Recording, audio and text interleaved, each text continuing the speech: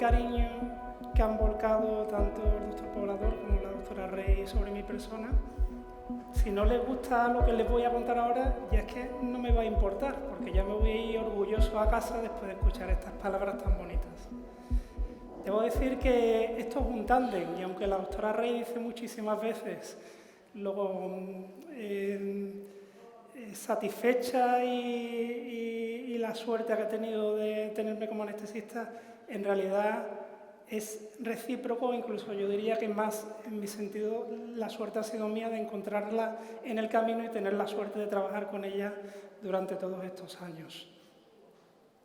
Bueno, vamos un poquito corto de tiempo, tampoco me voy a extender porque además voy a acabar echando una lagrimita. Estamos haciendo el 15 aniversario y entonces, bueno, pues se emociona uno.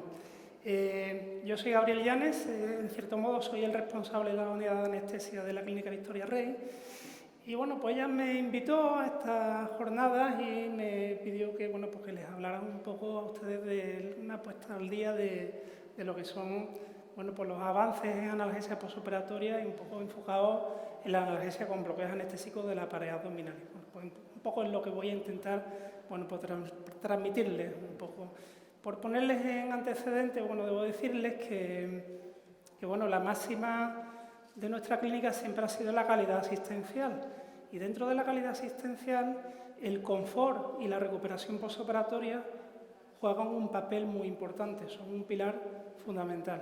Dentro de esa recuperación postoperatoria, la analgesia es fundamental en todos esos procesos de vuelta a la rutina de las pacientes después de un postoperatorio de una gran cirugía ginecológica. Dos hitos se han producido en los últimos años en lo referente a esto. Por una parte, es la incorporación de los programas de recuperación intensificada en las cirugías no solo ginecológicas, sino en todas las grandes cirugías. Y por otra parte, es la incorporación de la ecografía a la anestesia. Y un poco, estos son dos grandes hitos que han cambiado nuestros paradigmas en anestesia y que, bueno, pues al final repercuten, pues, finalmente, en lo que nos interesa, que son nuestras pacientes. Por tanto, bueno, pues este es un poco el sentido de que yo esté hoy aquí, bueno, pues dándoles una charla en un foro muy ginecológico que realmente, bueno, pues a lo mejor les interesa menos lo que yo les tengo que contar desde la perspectiva de anestesia. Pero sí que es cierto que el interés de la cirugía ginecológica por aspectos relacionados con la anestesia y la analgesia data desde hace muchísimos años. Y esto es solo un ejemplo de publicaciones de hace más de 50 años de una revista quirúrgica y ginecológica en la que ya se le daba importancia a todo esto. Yo vengo de aquí. Este es un pueblecito que está pegado a Sevilla. Entonces, este pueblecito, que además creo que se ha mencionado ya antes, en este entorno es donde nace el proyecto Clínica Victoria Rey hace ya bastantes años, pues este pueblecito destaca una cosa importante, que sus gentes son muy fraternales, tienen mucho sentido de hermandad en sus eventos sociales y también en sus trabajos. Y esa es un poco la semilla que ha heredado la Clínica Victoria Rey en cuanto a trabajo conjunto y colaborativo. Porque hoy en día sabéis que ningún acto médico, ningún acto quirúrgico se puede contemplar sin un trabajo colaborativo de distintas disciplinas, ¿no? Y un poco pues lo estamos viendo a lo largo de esta tarde. Hacemos procesos en los que intervienen embriólogos, enfermeros, auxiliares, ginecólogos, anestesistas. Es un trabajo colaborativo para que nuestras pacientes finalmente pues, lleguen al resultado de lo que ellas necesitan y lo que nos están pidiendo. Estoy seguro que todos estáis familiarizados con la anestesia epidural. Sobre todo, bueno, pues quizás pues por su uso frecuente como método de analgesia durante el trabajo de parto, pero sabéis todos también que durante muchísimos años era el método de analgesia para las grandes cirugías abdominales, ¿no? Esas cirugías abiertas, el Verheyen, cirugía de la linfadectomía grande, cirugía de los cirujanos generales, etcétera, ¿no? ¿Qué ha sucedido en los últimos años? Que habéis progresado a una menor invasividad quirúrgica. Entonces, eso ha hecho que ya no se justifiquen técnicas de este tipo y que tengamos que adaptarnos y evolucionar también nosotros a métodos menos invasivos, ¿no? Y de eso es de lo que se trata la charla de esta tarde. Como os decía antes, uno de los motores de cambio importantes han sido la llegada y la incorporación de estos programas, del programa de Enhanced Recovery After Surgery, que lo que se trata es de aplicar una serie de medidas basadas siempre en una evidencia científica, que lo que busca es un mejor confort y una mejor recuperación posoperatoria, reduciendo la tasa de complicaciones en el posoperatorio.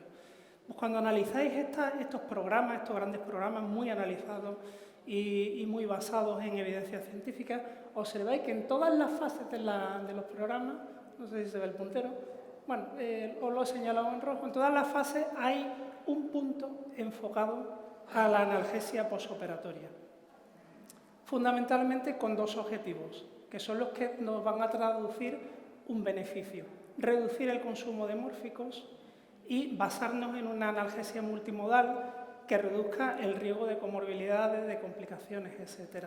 Y dentro de esa analgesia multimodal, una parte es esta de los bloqueos anestésicos de pared abdominal. ¿Qué consiguen estos programas? Pues consiguen una más precoz recuperación de la paciente, más precoz restauración de la ingesta oral, de la movilización de la paciente y, en definitiva, mejores resultados y un incremento de la satisfacción de la paciente, del confort de la paciente, menos complicaciones, descenso de la estancia hospitalaria y ya se ha ido la consejera, pero le hubiera interesado también saber esto, que se reduce los recursos sanitarios en cuanto a consumo. ¿Cuál es el referente a nivel de nuestro país? Esta, la vía RICA, la vía de recuperación intensificada. Esta es una guía que se publica en el apartado de excelencia clínica del Ministerio de Sanidad en el año 2021. Ahí tenéis la página web si la queréis consultar, y que además está avalada por muchas sociedades científicas, entre ellas la SEGO y la CEDAR. Y en esta guía pues se recalca como uno de los aspectos importantes de la rehabilitación multimodal el control del dolor, con un enfoque múltiple, un enfoque de manejo de fármacos y coadyuvantes al mismo tiempo que el uso de bloqueos regionales para reducir estos consumos de fármacos, como os venía contando. Y este es uno de los bloqueos que ya ahora después os explicaré, que nos destaca en esta guía, el bloqueo del plano transverso abdominal. Este es un bloqueo que nos dice esta propia guía que es igual de eficaz en cuanto a analgesia que la anestesia epidural, que tiene menos complicaciones, y lo único que sí que nos dice, nos hace una alerta de que no es un bloqueo anestésico que tenga capacidad analgésica visceral, por lo tanto tenemos que utilizarlo conjuntamente en un paquete de medidas de analgesia multimodal y no solo como método único de analgesia. Este bloqueo que os acabo de mencionar no sería posible sin la disponibilidad y el desarrollo de la ecografía. Y en esto nosotros los anestesistas pues les debemos mucho a todos vosotros, ¿no? A nuestros colegas de ginecología, a los que os hemos visto desde muchísimos años atrás utilizar la ecografía como una herramienta habitual en vuestras prácticas clínicas. Y eso un poco es lo que nosotros hemos incorporado en los últimos años. En nuestras prácticas clínicas habituales, canalización de vías, bloqueos regionales, métodos diagnósticos, lo hemos incorporado también en la ecografía y es lo que nos ha facilitado todo el proceso de anestesia, analgesia de la pared abdominal para este tipo de cirugías.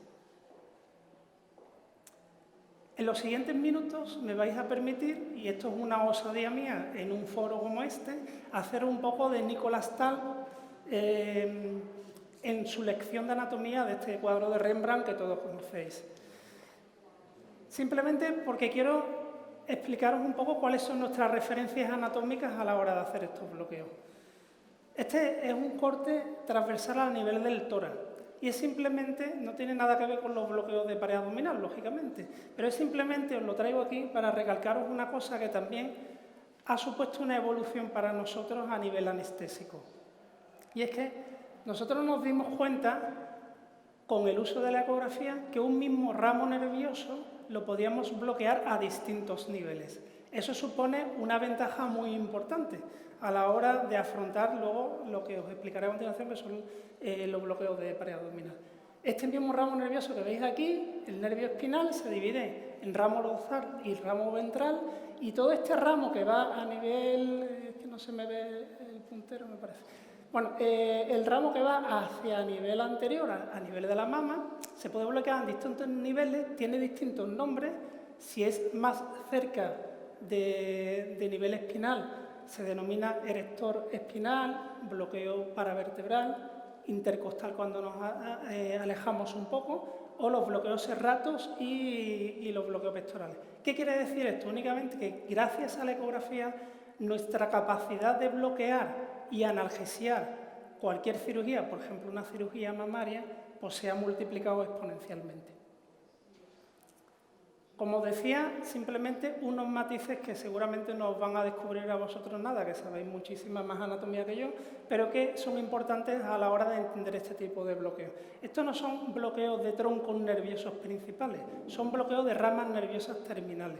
Y por eso es muy importante, se denominan la categoría de bloqueos miofasciales, porque quedan en planos entre músculos y fascias. Y lo que tratan es que, difundiendo anestésico local, todas esas ramas terminales seamos capaces de bloquearlas. Para eso tenemos que saber por dónde van anatómicamente. Y un poco por eso son estas pinceladas.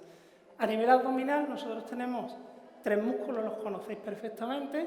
De externo a interno son el oblicuo externo, el oblicuo interno y el músculo transverso del abdomen, que a nivel anterior se van a unir a los restos anteriores, ¿verdad? Bueno, pues estos planos musculares son los que nos van a servir de referencia ecográficamente para poder nosotros establecer el bloqueo de la pared abdominal. Ahí veríais cómo se ven a nivel ecográfico cuando nosotros hacemos un plano lateral, en el que veis que se delimitan perfectamente, son 3 músculos planos que se disponen de manera concéntrica, y el plano en el que nosotros tenemos todas las ramas nerviosas, ahora en la siguiente diapositiva os lo muestro, es el plano que está entre el oblicuo interno, que es el músculo más ancho de los 3, y el músculo transverso abdominal, que siempre se ve un poquito más hipoecoico que los otros músculos que veis ahí. Es importante también, a efectos de otro bloqueo que os explico al final, los paquetes musculares que hay a nivel dorsal. Son 3 grandes grupos musculares, son el psoas mayor, el erector de la espina y el músculo cuadrado lumbar, que son esos 3 que veis aquí. Bueno, seguimos. Esto es lo que os explicaba de las inervaciones de la pared abdominal. La pared abdominal está inervada por muchas ramas terminales desde T5 hasta L1. De T5 a T11, perdón, son ramas terminales de las intercostales que llegan a la pared abdominal entre los 2 planos musculares que ya os he dicho, del transverso y el músculo oblicuo interno. La rama de T12 llega atravesando el cuadrado lumbar y la rama de L1 llega por delante del psoas mayor. Es la rama iliohipogástrica. Estas son las ramas nerviosas que nosotros vamos a bloquear cuando hacemos un bloqueo de pared. ¿Por qué es posible hacerlo con un solo pinchazo, con una sola punción? Porque esta fascia, a diferencia de la fascia de los restos anteriores, es una fascia continua. Eso ya también lo sabéis vosotros. Esta sería nuestra experiencia. No sé si me pueden activar desde allí, o lo activo yo. Así. Bueno, esto es un vídeo simplemente un poquito ameno para que veáis cómo lo hacemos nosotros en quirófano. Este es un bloqueo que necesita un ayudante porque con una mano controlas el ecógrafo y con la otra la aguja. Te falta una tercera mano y bueno, no siempre tengo la suerte y el privilegio de tener un ayudante tan prestigioso como la doctora Falcón, pero bueno, aquí sí me ayudó ella después de la cirugía y nada, fantástico. Nosotros hacemos una exploración desde el plano anterior, localizamos primero los restos, vamos a lateral y a posterior, para ir identificando todos los planos musculares de ese corte transversal que os había enseñado anteriormente. Vamos a buscar a nivel ecográfico los puntos donde vamos a hacer la infiltración del anestésico local, que ahora a continuación os explico con un poquito más de detalle. Es importante, igual que a nivel del ginecológico, el control de la punta de la aguja, ya lo ha explicado a lo largo de las charlas y ahora seguro que insistirá la doctora Rey. Es importante lo mismo, controlar en todo momento, ahí veis el trayecto de la aguja y la punta. Nunca infiltramos sin saber dónde está la punta de la aguja, porque podemos hacer una iatrogenia, como es lógico. Localizamos ese punto y normalmente empezamos con una infiltración de un pequeño volumen para confirmar que la hidrodisección es correcta, que estamos controlando dónde se va depositando el anestésico local y que es el punto correcto. Como es un bloqueo de pared abdominal, y ya habéis visto que las ramas son bilaterales, pues es un bloqueo que lógicamente también ha de hacerse de manera bilateral. ¿Cuáles son propiamente los bloqueos de pared abdominal descritos? Hay algunos más, por ejemplo el bloqueo del semilunar, etcétera, pero son menos frecuentes. Estos son los más frecuentes. El bloqueo del músculo transverso del abdomen, el bloqueo de los restos anteriores, el ilio inguinal y el ilio hipogástrico, el cuadrado lumbar, que es ese que habéis visto en el vídeo, el erector de la espina y el bloqueo peneano. No todos los bloqueos sirven para cirugía ginecológica. El bloqueo de la vaina de los restos solamente nos anestesian el área periumbilical, con lo cual no sirve para cirugía ginecológica, para una hernioplastia umbilical serviría. El ilio hipogástrico igualmente nos anestesia ramas infraumbilicales más inguinales, con lo cual se usa para hidroceles, para hernioplastias, pero son menos útiles para la cirugía ginecológica. Y el bloqueo peneano, por razones obvias, tampoco sirve para la cirugía ginecológica. ¿Cuáles nos quedamos? El transverso del abdomen, el erector de la espina y el cuadrado lumbar. El transverso del abdomen, ya voy aquí un poquito más rápido, si os interesa algo más en concreto, pues me lo decís. El transverso del abdomen es un bloqueo en el que se deposita el anestésico local en un plano profundo, en la fascia paraespinal. Normalmente buscamos con nuestra exploración sonoanatómica el proceso transverso, que es la segunda imagen que veis arriba a la derecha, porque ahí es donde tenemos la salida de los ramos nerviosos que van a difundir después al espacio paravertebral, que es lo que buscamos con este bloqueo. Las imágenes del plano transverso, como podéis observar, son unas imágenes sonoanatómicas más cuadradas que las imágenes costales, que son más circulares. Y eso es lo que nos sirve, además de nuestra exploración de medial a lateral, para localizar el punto de infiltración. Ahí es donde sería el punto de infiltración. Y aquí es como lo ejecutaríamos. Este es un bloqueo que es igual de efectivo, bien realizado, que la anestesia epidural. Tienen menos riesgos porque esta es una zona que no puede lesionar ningún órgano vital y que es una zona vascular, con lo cual se reduce el riesgo de absorción sistémica y toxicidad del anestésico local. Ahí es donde veis la imagen, estamos infiltrando, como decía, en los procesos, la apófisis transversa, que son imágenes cuadradas, y veis esa imagen de hidrodisección que está separando esas dos fascias, el anestésico local que estamos inyectando. Eso es un poco lo que buscamos nosotros para confirmar que el bloqueo está correctamente hecho. Este sería el bloqueo que mencionaba la vía rica pública del Ministerio de Sanidad, el bloqueo transverso abdominal. Este es un bloqueo que se puede realizar en varios niveles a nivel abdominal, cada uno tiene sus ventajas y sus inconvenientes. Los más frecuentes son la punción subcostal y la punción lateral. De hecho, nosotros en quirófano el que más usamos es el lateral. Es un bloqueo muy sencillo, anestésicamente hablando. Localizamos el plano, como os decía, entre el transverso y el oblicuo interno, y ahí es donde depositamos toda esa infiltración de anestésico local que va a difundir para anestesiarnos la pared abdominal. Y esa es la imagen ecográfica que ya la habéis visto anteriormente en la diapositiva anterior. Esta sería la disposición en quirófano, siempre, bueno, lo habéis visto antes en el vídeo también, el ecógrafo al lado opuesto de la zona a infiltrar, por ergonomía a la hora de infiltración, y la colocación de la sonda, allí la veis, entre el margen costal y la cresta ilíaca. Y ya me faltan dos diapositivas y termino. Este es el bloqueo del cuadrado lumbar, en el que es un bloqueo más posterior, tiene la ventaja respecto al bloqueo del transverso, que este sí Con este sí obtenemos un bloqueo visceral porque hay una difusión de anestésico local al ganglio celíaco y al espacio paravertebral, y el bloqueo del plano transverso solamente es un bloqueo somático de la pared abdominal.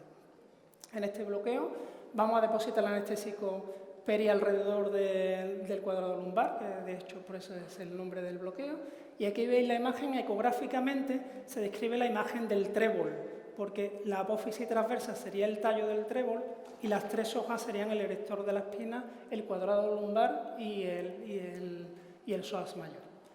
Tiene tres posibilidades a nivel infiltración a nivel lateral, posterior y anterior. Cada una tiene sus ventajas y sus inconvenientes, pero no les voy a aburrir ahora mismo con eso. Y esta sería la colocación. Así que, bueno, pues nada, espero que les haya resultado ameno e interesante y les esperamos aquí en nuestro quirófano en la clínica. Muchísimas gracias.